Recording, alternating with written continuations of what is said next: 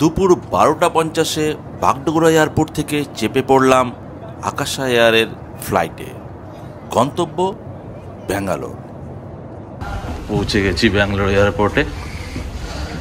এখন বাজে হলো 4টার মতো, 4:45 বাজে। যাই এখন ব্যাগেজ কালেক্ট করি বেল্ট নাম্বার 5 থেকে। 12:50 মধ্যে ফ্লাইট ছিল বাগডোগরা থেকে। তো এটা কিন্তু আমার ফার্স্ট টাইম ব্যাঙ্গালোরে। তো প্রথমবার ব্যাঙ্গালোরের অভিজ্ঞতা চলো তোমাদের সাথে শেয়ার করব। এই যে ব্যাগেজ ক্লেম, চলো এদিকেই যেতে হবে। চল, এই যে টয়লেট আছে এখানে।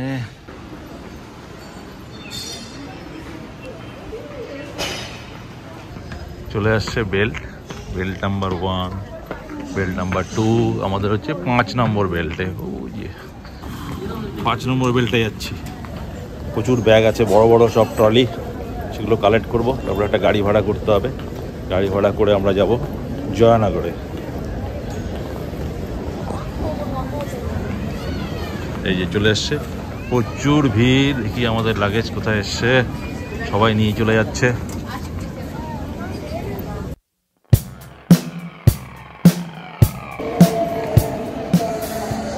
আচ্ছা, এবার আমাদের গাড়ি কার রেন্টাল লেফট সাইডে অ্যারো দেওয়া আছে, এইদিকে কাউন্টারগুলো। আচ্ছা চলো, ওদিক দিয়ে এক্সিট হবে। আগে একটা কার বুক করে নিই।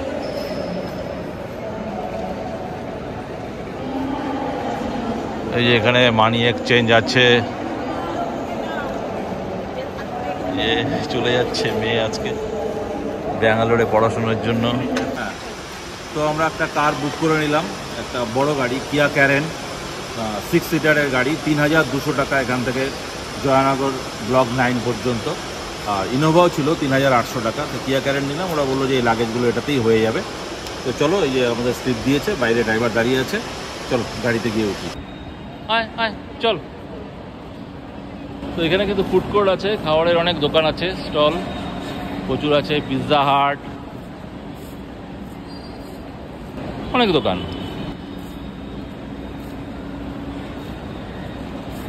আমরা সাধারণত অন্য এয়ারপোর্টে কি হয়, বাইরে বেরোলে, তাই না, বেরোনোর পরে কিছু দোকান টোকান পাওয়া যায় না। এখানে কিন্তু সুন্দর বাইরেই আছে সব ফুড কোর্ট।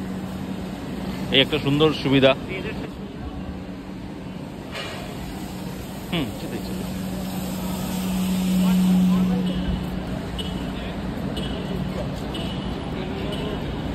এই যে লাগেজগুলো এখন গাড়িতে তোলা হচ্ছে আমাদের।